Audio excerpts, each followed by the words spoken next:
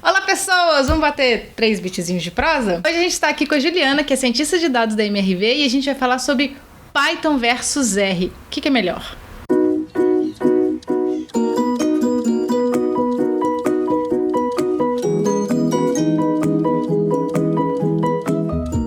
Você trabalha na MRV há quanto tempo lá?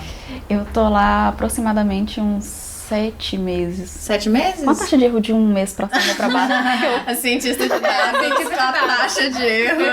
Mas antes disso, você já trabalhava com ciência de dados há bastante tempo? Já. Aí, entre o primeiro contato que eu tive com a ciência de dados, aí eu saí da empresa porque era uma empresa muito pequena e não tinha espaço pra ser apenas cientista de dados, né? Eles precisavam que eu trabalhasse em outras áreas, tá? Por exemplo, com desenvolvimento web. E aí eu falei assim, olha, isso não tem absolutamente nada a ver comigo. Aí eu me demiti e vim para Belo Horizonte para fazer meu mestrado. Que quando, eu imagino, né, que quando a Juliana decidiu trabalhar com Data Science, saiu de web para Data Science, ela teve que fazer uma escolha muito importante, que foi qual linguagem de programação ela ia dominar, né? O que ela ia trabalhar melhor, o que ela precisava para o trabalho dela. Então você aí também, quando você escolhe uma carreira, uma trajetória, você tem que procurar qual é o ferramental que você vai precisar. Então a gente está aqui hoje para perguntar para a Juliana sobre as diferenças entre as linguagens Python e R. Então a primeira pergunta já vai ser logo de cara, como que você escolheu as linguagens para programar? Não escolhi. As linguagens te escolheram. Não, na verdade, eu escolhi as duas ao mesmo tempo. Ontem, inclusive, eu estava fazendo um evento pelas R-Layers que eu estava comentando justamente sobre a diferença entre Python e R. E eu sugiro para todo cientista de dados que você não escolha uma linguagem. Você pode até escolher iniciar em uma delas. Mas é muito importante ter o conhecimento das duas, porque enquanto o Python ele é um pouco melhor no sentido de processamento, né, que é uma parte do processo da ciência de dados, que é o próprio processamento de imagem, de vídeo, de dados, de qualquer tipo de processo que você precisa fazer, o R é melhor para ler grande volume de dados. E mesmo que a gente não tivesse, na verdade não especificamente o R, mas o Data Tables do R é o pacote mais rápido atualmente. Para ler de uma vez, né? Claro que existem outras técnicas de Big Data para você ler de pouco em pouco grandes volumes de dados, mas em se tratando de uma linguagem um pouco mais completa para isso, para você criar um data frame único, seria o Data Table de R. E além disso, quando você trata de testes estatísticos que fazem parte ainda do processo de ciência de dados, mas no final da linha de produção, né, que é ali na parte de validação do seu modelo, o R foi uma linguagem feita por estatísticos e mantida por estatísticos. Então, ela tem um leque de opções muito maior, inclusive com testes que você consegue, de fato, setar todos os parâmetros do teste. Coisa que não tem em Python, porque Python ela é uma linguagem que foi feita para outro propósito, né? E ela não é mantida por estatísticos como o R ainda é mantida. Então, de fato, as duas linguagens, elas são complementares. E no meu trabalho hoje, eu lido com as duas linguagens. Eu tenho projetos que eu faço em Python, eu tenho projetos que eu faço em R. Eu tenho projetos que... Você faz com os dois também, né? Então, eu tenho projetos que inicia numa linguagem, finaliza na outra. Então, as duas linguagens elas são muito complementares. Agora, se você tiver que escolher iniciar em uma, eu sugiro iniciar com Python. Porque Python é uma linguagem mais fácil de escrever. A escrita dela é mais próxima, eles tentaram fazer uma escrita mais próxima da nossa conversa tradicional. Então, isso facilita o aprendizado da linguagem. Mas uma vez que você tenha o conhecimento dessa linguagem, migra para R e aprende a lidar com as mesmas coisas em R. Porque um cientista que tem os dois, pelo menos quando eu vou analisar um currículo que eu vejo que tem uma pessoa que tem as duas linguagens, projetos nas duas linguagens, eu falo assim, pô, essa pessoa ela tá mais habilitada para trabalhar com os projetos que a gente trabalha de fato, do que uma pessoa que só tem uma linguagem. Eu sou de machine learning só, então não precisava trabalhar com a parte de tratamento de dados, análise estatística, assim, até um pouco de análise estatística, mas não o suficiente para me motivar a aprender R. Então, quando eu entrei num projeto recentemente que precisava de um ferramental estatístico mais pesado, eu comecei a chorar com Python, porque não dá. A gente precisava fazer tipo uma regressão, a gente precisava fazer uma regressão. As funções do Python não te dão todas as informações que você precisa para analisar o seu modelo e tudo mais. Isso é muito engraçado, porque O Python, justamente, era uma linguagem multipropósito, né? Ela serve Você faz qualquer coisa em Python. coisa. E, ao mesmo tempo, você não faz qualquer coisa. Mas, por exemplo, assim, o R, eu sei que ele tem maravilhoso para qualquer coisa estatística, mas visualmente, o que você acha melhor? Porque, por exemplo, eu estou pensando aqui no Pandas. Sim. Estou pensando em pandas aqui, Sim. né? Os pandinhas. O R, ele tem essa visualização tão boa quanto o Pandas? Eu acho que é melhor, viu? Melhor. Da minha Melhor. pouca experiência. ggplot. Você já trabalhou com ggplot?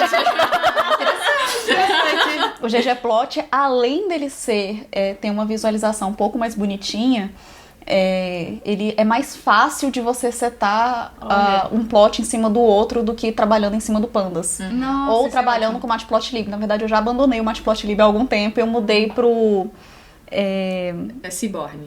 Seaborn. Seaborn é o ggplot de Python. Apesar de que tem o ggplot em Python, de tão bom que o ggplot tem. Olha, isso Tem o não ggplot em Python, tem o Datatables para Python, e você consegue escrever em R em Python, e você consegue escrever em Python em R. Você consegue fazer a mescla dos dois. Maravilhoso. Sim, os residentes do projeto que eu tô, eles descobriram que existe um negócio que chama RPy2. E você consegue escrever, chamar funções do Python dentro do R. Então eles, tipo assim, eu sou o único ser humano lá que programa Python, eles programam R, eles descobriram que dá pra chamar as funções do Python no R. Pronto. E aí agora eu fico, pô, vou ter que aprender R, então, né? Tá bom. Você não só consegue programar em Python dentro do R, como a ferramenta do RStudio, ele te proporciona você mesclar trechos de código em R e em Python. Inclusive, você consegue montar apresentações totalmente em R, né, utilizando o LaTeX. E você consegue mesclar trechos de código funcionais de Python em uma apresentação que você esteja fazendo voltada para R. Dentro da RStudio. Maravilhoso. Como assim? Peraí, calma. Peraí, vou até servir um café, porque ficou muito interessante. Você consegue isso. fazer uma apresentação com LaTeX e código funcional do R e com Python no meio também. Sim. Meu Deus! Mas nas ferramentas de Python você não consegue fazer o contrário. Sim. Você não consegue mesclar trechos de LaTeX e trechos de Python. E trecho de R. Não facilmente. Existem alguns pacotes que eles conseguem fazer essa integração. Só que aí você acrescenta um pacote na sua IDE, depois você faz outra integração, mais outra integração, mais outra implementação para enfim você conseguir fazer isso. E o RStudio faz isso transparentemente. Toda vez que eu preciso montar uma apresentação que ela envolve Python, eu faço dentro do RStudio. Gente, isso é muito maravilhoso, porque quando a gente vai dar alguma palestra, ou até alguma aula mesmo, é sempre aquela coisa, muda de aba, abre código, volta pro slide, e é sempre terrível, porque você perde muito tempo fazendo isso. A única desvantagem do RStudio é porque, diferentemente do R, que você consegue gerar trechos e os trechos se comunicarem, os trechos de código em Python, eles são independentes. Então, por exemplo, se você tem um trecho anterior, o trecho posterior, ele não se comunica um com o outro, né? Tipo, não vai pra memória. Entendi. Mas você consegue utilizar o Python de qualquer forma. Pequenas demonstrações de Python, entendi. Mas comunica com o R? Você consegue pegar a informação que você gerou no R? Não, ele é totalmente independente, os trechos de código. Mas pelo menos é um pouco melhor do que em Python cru, porque em Python cru você não tem nenhuma ferramenta independente para fazer isso. Mas assim, a gente sabe que por mais que a gente esteja enchendo a bola do R aqui, o Python tem milhões de vantagens. Então uma coisa que eu não mencionei aqui, mas que é extremamente importante, a Juliana, ela é membro do PyLadies e do R-Ladies também aqui de Belo Horizonte. Então quando a gente ia fazer esse vídeo, a gente ia pegar um membro de cada grupo. Aí chegou a Juliana, É o ser supremo. que é o ser supremo que faz parte dos dois, entendeu? Então, por isso, eu queria que você desse, mas vamos lá. Adoro R também, achei ótimo, o ggplot é maravilhoso, mas enche a bola do Python agora. Pra quem, por quê e como escolher Python? O processamento de dados em Python é muito melhor, muito superior. Ele gasta menos CPU, ele gasta menos GPU, ele processa em menos tempo e, principalmente, Python é muito simples de você integrar com qualquer plataforma. Eu tive, por exemplo, meu primeiro projeto para fazer deploy em R, na verdade não era um projeto meu, eu estava só validando ele, porque eu sou uma cientista de dados alocada na TI, então eu dou suporte à ciência de dados na empresa, né, para quem está alocado nas áreas de negócios. Então, o primeiro projeto em R que foi entregue para mim para fazer deploy, a gente começou, né, que cloud que a gente vai fazer esse deploy, porque a gente trabalha no mundo multi-cloud, E a gente falou assim, por exemplo, a Microsoft é a mantenedora oficial de R, né? Então deve existir um Functions dentro da Microsoft, dentro da Azure, pra gente poder fazer um deploy de um projeto em R. Todo mundo, ok, então faz deploy lá, ok. Vamos procurar, não achamos, porque a Microsoft dropou o suporte a R. Gente. Mas dentro de Functions, que a Microsoft era a única cloud que tinha esse suporte. Gente. E ela dropou porque não compensava manter esse suporte para R, porque R é muito mais complicado do que isso, para fazer deploy. Python, você pode colocar Python rodando na sua geladeira, de tão simples que ele é. Isso é verdade. Todas as clouds, todas têm pelo menos um function com deploy em Python, e é muito simples, é um Ctrl+C, Ctrl+V, joga ali o requirements, acabou. Ou então você faz um zipzinho, joga ali na cloud e acabou. É só isso mesmo, você não precisa configurar nada para fazer em Python. E é importante assim você entender uma coisa que eu sempre falo, quando você vai pensar a respeito do projeto que você vai escrever, primeiro tenta avaliar qual linguagem que você tem uma proximidade. Porque não adianta nada você falar assim, poxa, em Python vai ser muito mais rápido, mas você só conhece R. Cara, faz em R. Tá. Porque a chance de você fazer alguma besteira em Python é muito maior nesse sentido. Mas é muito fácil fazer besteiras em Python. Vou te contar que o meu aprendizado... Tem quanto tempo? Acho que tem fazer 4 anos que eu comecei a programar Python. E no início, tipo, pra eu fazer merda e não conseguir encontrar as merdas que eu fiz, é super comum. É super fácil. Quando você não sabe, você vai jogando, você enche o negócio de memória, o negócio não funciona. Você fala, gente, como assim? E tem muito site que ensina coisa errada mesmo. Por exemplo, dependendo de onde que você aprendeu Python, se foi na sua escola, na sua graduação, ou se foi online, tem site que ensina como que você faz inserção em estruturas de dados que elas são imutáveis. Ai, meu Deus. Quando eu vejo isso, meu coração chega a dar um pulo, tipo assim, meu Deus do céu, uma pessoa aprende isso e vai colocar isso na base de dados, ela vai ferrar com a memória do programa dela. Deus. Porque, por exemplo, a tupla, ela é uma estrutura imutável, né? Então fala assim, como inserir dados em uma tupla. Aí tem toda uma explicação lá e tal, e mostra que inseriu dados. Eu fico assim... Não inseriu. Não inseriu. Não inseriu. Aí toda vez que eu vou, por exemplo, a gente fez um curso de Python com as PyLadies no início desse ano, e aí durante o curso eu falei assim, gente, isso não existe, deixa eu mostrar pra vocês o que acontece. Ele vai criar uma nova estrutura, copia todos os dados e coloca lá. Aí imagina que você faz um loop disso e fica inserindo dados em uma tupla. Então aquela estrutura, ela tá com um cadeadozinho lá, falando assim, não vou liberar isso enquanto o programa estiver rodando. Então você tá comendo memória. Mas se você tem alguma facilidade com Python, se você tem qualquer nível de familiaridade, eu trabalhei em C, ok, então aprende Python primeiro. Uma postura que eu tive que adotar é que assim, eu programava em C também. Eu tava muito acostumada a programar tudo com loop, tudo fazendo um método pra isso, um método pra aquilo. No Python, eu tive que aprender a ver. Existe um método que faz isso? Porque a gente que programa com linguagem de baixo nível, tem sempre o instinto de tentar fazer o negócio. De reinventar a roda. De reinventar a roda, exatamente. Porque a roda não tá inventada no C, É muita coisa assim, de matriz, cálculo matricial, essas coisas todas, não tem pronto, né? É diferente de um NumPy da vida, que você vai perto daquela estrutura e tá tudo resolvido lá. Tá tudo lá. resolvido, pois é. Não, você tem que fazer na mão, é tudo... Fazer na mão.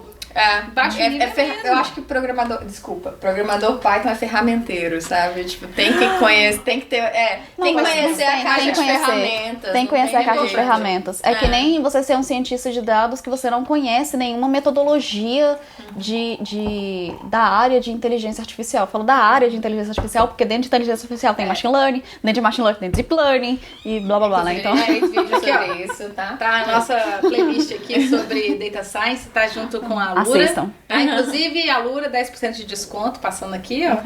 Isso. É que nem um cientista de dados, que ele vai trabalhar e fala assim, não, mas que métodos, que algoritmos de inteligência artificial você conhece?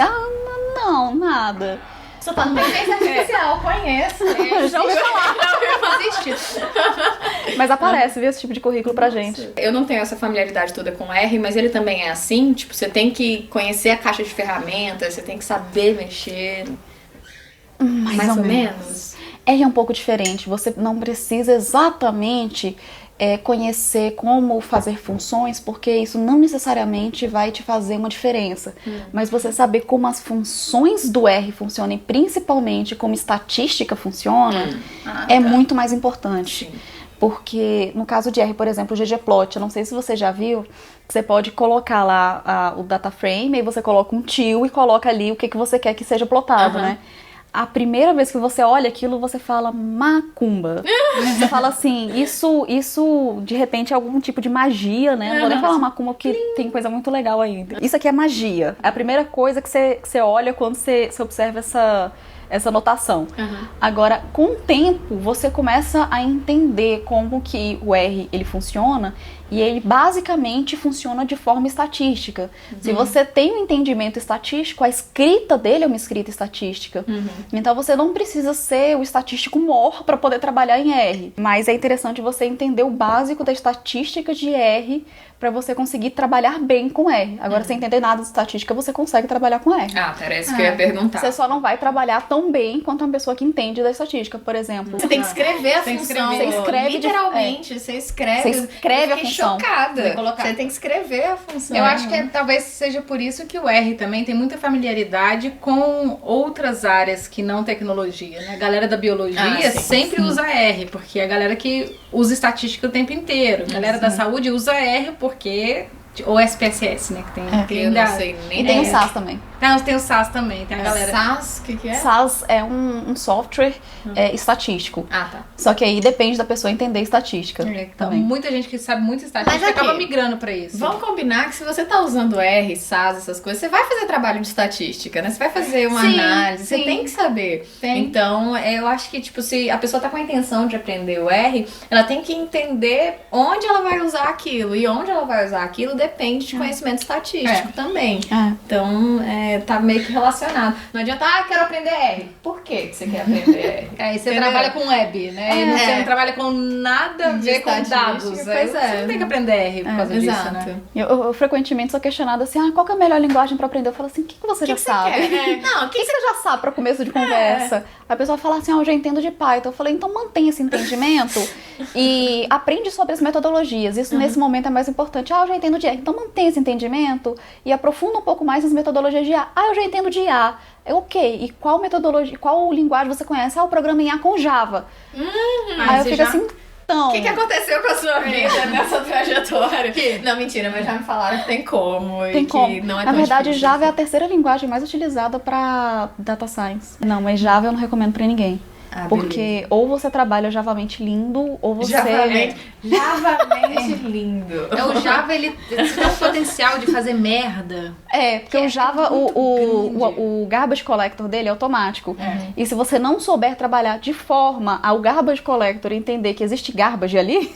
Ele deixa tudo... Você vai consumir toda a memória do seu computador. Um colega meu foi trabalhar em um projeto de otimização. E ele tava com... é muito gostoso esse. Ele foi trabalhar em um projeto de otimização, aí ele pegou o código de outra pessoa e rodou no computador dele. A primeira coisa que eu falei com ele foi, não, você não fez isso. Nossa. Aí no dia seguinte ele me contou que o Java conseguiu sobrescrever parte do sistema operacional dele, que era Linux. Conseguiu sobrescrever parte do sistema operacional e teve que formatar a máquina dele e voltar tudo do zero. Aí eu falei assim, cara, você não fez isso. O que a gente aprendeu nesse vídeo? Não roda qualquer código na sua máquina. Leia o código. Cria um container ali do código de outra pessoa, sabe? Especialmente se for Java e você não estiver no Windows.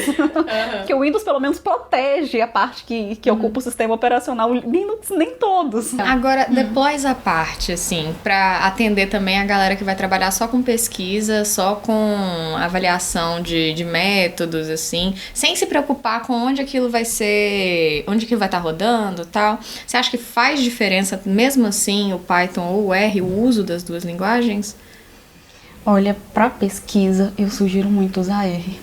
Sério? Eu achei que havia um Python gostoso agora. Não, eu sugiro fortemente usar R para pesquisa porque você consegue ir escrevendo sua pesquisa e colocando os trechos de código já do R em um Markdown, de repente em um RMD, né? Então isso facilita muito. Minha pesquisa do mestrado, ele estava sendo feito totalmente dentro do R por causa disso. Porque eu já ia escrevendo a minha pesquisa e falava assim, será que isso aqui realmente vai dar certo? Aí eu rodava assim um trechinho de código, ok, vai dar certo.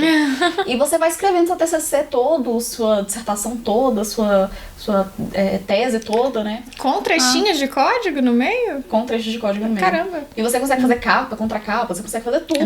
Isso é ridículo. Tô passada, essa parte aí me arrebentou. Então, né? assim, isso facilita muito pra você, por exemplo, uma das coisas que o pessoal tava comentando no meu laboratório antes deles migrarem pra R, o que acontece quando você tá fazendo uma pesquisa? Você alterou algum parâmetro e suas respostas estão dando diferentes, seus gráficos estão diferentes, aí você tem que fazer Ctrl+C, Ctrl+V nessa pesquisa, organizar, blá blá blá. Cara, em R não. Se você alterou os parâmetros e você mandar gerar seu código inteiro de novo, ele simplesmente vai gerar seu código inteiro de novo. Com a novo gráfico, com o novo tudo, sem você precisar se preocupar em fazer essa integração. Né? Então, nesse sentido, o R, ele te facilita andar mais rápido.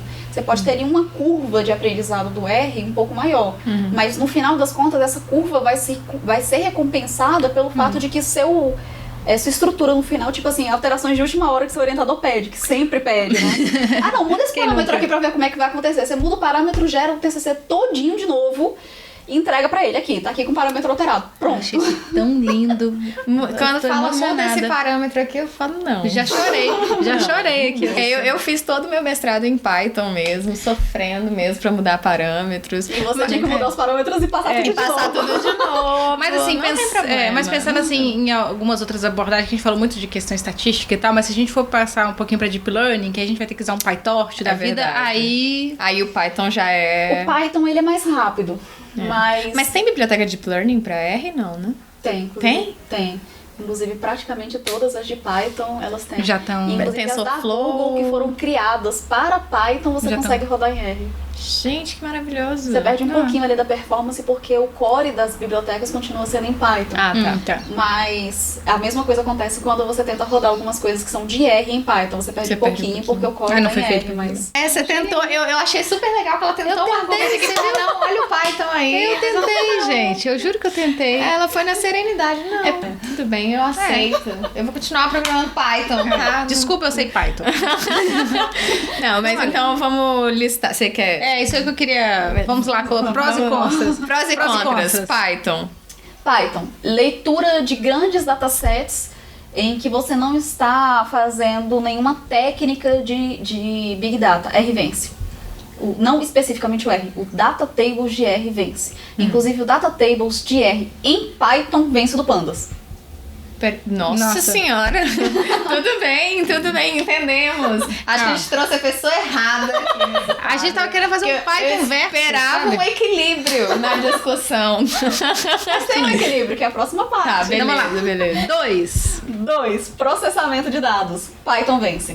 Porque é mais ágil. Python é mais rápido, consome menos de memória. Mesmo que você pegue uma imagem grande, que seria, entre aspas, um carregamento de um grande dataset, de forma geral, o Python vai vencer no pipeline. Né? Mesmo que ele tenha a primeira etapa, que vai ser o carregamento de dados, e o data table seria mais rápido nisso. Sim. O Python ainda vai vencer em termos gerais. Legal. Tá 1 a 1 então, hein? Tá 1 a 1. E aí, quem que desempata isso, hein? Ambiente de deploy. Você consegue fazer deploy em Python em qualquer lugar. Ai, a gente passou o vídeo todo falando bem de R pra no final dizer que Python é melhor, entendeu? Mas R também é muito bom. Assim, na minha opinião é que as duas são excelentes. E as duas, elas têm suas vantagens e desvantagens. E se você quer ser um bom cientista de dados, você precisa conhecer das duas. Tá. Você pode ser um cientista de dados júnior em apenas uma linguagem. Mas a gente espera de um cientista de dados que ele não seja júnior, e esteja em qualquer nível acima de júnior, que ele consiga trabalhar em qualquer uma das duas linguagens. Legal. E mais especificamente, mesmo que ele não consiga carregar grandes datasets em R, mesmo que ele não consiga carregar grandes datasets em R, pelo menos a etapa final, que é a análise, né, estatística, a gente espera que ele seja capaz de fazer em R. Legal. Muito bom, muito bom. Excelente conclusão. A gente agora vai agradecer a Juliana e perguntar se você quer compartilhar alguma coisa nas suas redes sociais, algum site, alguma coisa. Não, só meu LinkedIn mesmo. Só o LinkedIn.